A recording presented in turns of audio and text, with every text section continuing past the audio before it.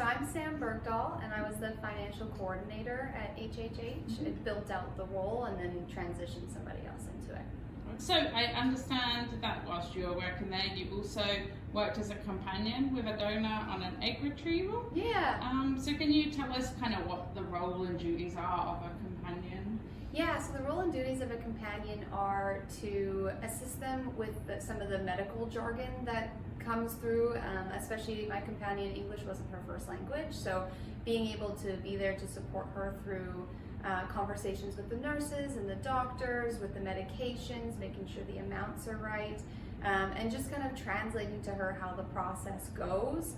She had great English, so it's not like it was a huge barrier, but some of the terms and the amounts were confusing. So just being able to be there as emotional support, as medical guidance to a certain degree, and helping with things like the injections, because especially as a first-time donor, she was really quite afraid of the needles. So we transitioned from me doing the injections for her to like guiding her to be able to do them herself, until she was fully confident and ready to do them herself. But the last few injections are a bit larger and a little bit more, so emotional support and like, okay, she was kind of like, you do this one, and I was like, okay, fine, yeah, I got you. And you know, getting her ice, making sure that she's taking her medication in the morning and at night and on time, and just really making sure that the process flows smoothly.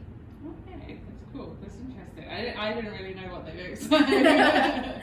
And so do you meet with the person first, or do you have talks with them before you do that? Or? Well, I would say in most scenarios, very likely, a lot of donors will bring companions that they know personally. In this scenario, we went to the United States, and because of her visa being from India, the visa process, or her passport was from India, so the visa process was quite long for one person. So having a Canadian passport, it was much easier for me to go with her. And being that I had donated once before and I was part of the business, I knew a lot, so it was a good match. So we didn't actually meet until we were at the New York airport. Wow. Yeah. I can imagine that's quite an interesting situation. Yeah, it was fun. I'm glad we really got along. I was a little bit like, I don't know, like, you know, maybe we'll talk a lot or maybe we won't, I don't know, but we ended up becoming friends. Oh, that's awesome. Yeah. That sounds nice. Okay, so what's the next question here? So how did that go? Like, how was the kind of process? Like, what was your experience like whilst you were there? Like, what did you get up to? What did you do? Oh, it was awesome. I mean, again, I think for me, it was a really last minute thing. Most of the time, the companion's very well prepared in advance.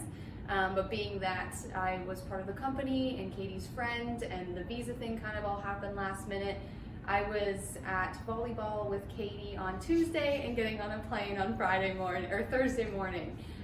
So it was really exciting though, because I'd never been to Connecticut and it was really close to New York, and there was just a lot of opportunity for us to be able to spend some time doing fun things.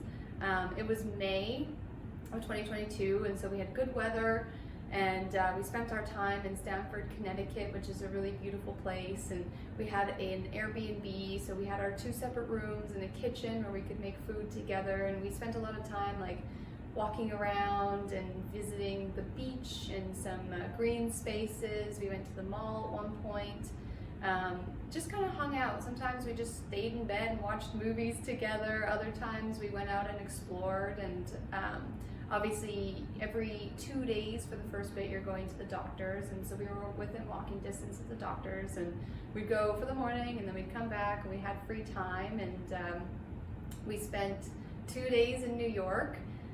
Luckily, it was a 45-minute train, so as long as we have the medications all good, we cleared it with the doctors, made sure that some medications you have to keep cold. This one in particular, once you start using it, it's good for 30 days. So we kept it in like a cool water bottle just to make sure it was good. But that way, no matter where we were able to do her shot on time.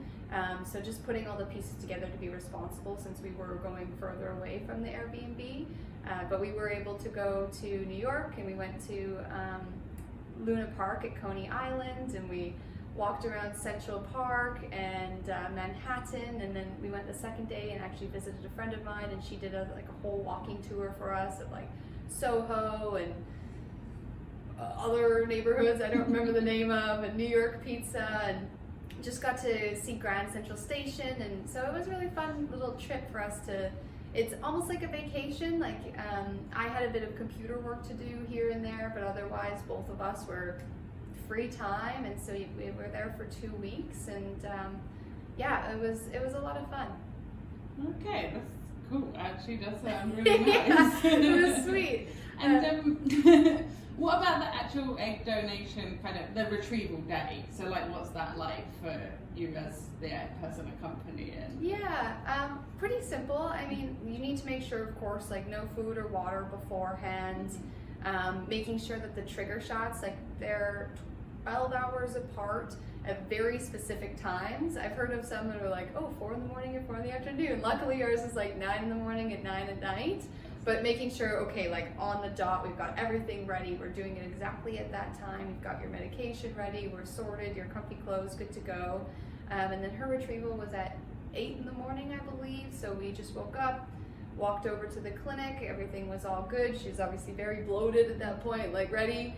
And then it was still kind of masks COVID time. So I wasn't allowed to go in with her. I went to like a certain extent where we talked with the nurses, and then it was like, okay, time to separate. So I walked over to a bagel shop and got her food and myself food for afterwards. And by the time I got back, she was just in the room. They'd given her some snacks and some juice, and she was great. She was like, oh, that was awesome. I could do that again. It was super easy and simple, and they took really good care of her.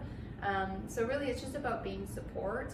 We Ubered back, 5 minutes just to kind of like stop her from having to walk, and then just relaxed for the rest of the day, and just kind of like, do you need anything? Are you feeling okay? She was really quite good. Like there wasn't really any cramping or anything for her, so it was really easy process. Other people, like I remember the one donation I did, I was a bit like loopy and like didn't feel too great for a little bit, so just lay in bed. But with the donor I went with, it was really smooth. So we just chilled and ate some macaroni because that's what we were craving, and watched movies, and that was pretty much it. Okay, cool. Yeah. It's not too stressful. Yeah, no, it went really smooth. Wicked. Okay, cool. The last question then would be, what was your favorite part of being a companion?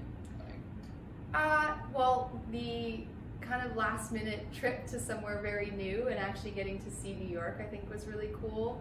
It was kind of one of those things, being from small town Alberta, I was like, I've only seen this in movies, and suddenly I'm like in Central Park and Grand Central Station, and just kind of, for my unique situation, making a new friend, and the fact that we really got along and we were able to do things together was really nice.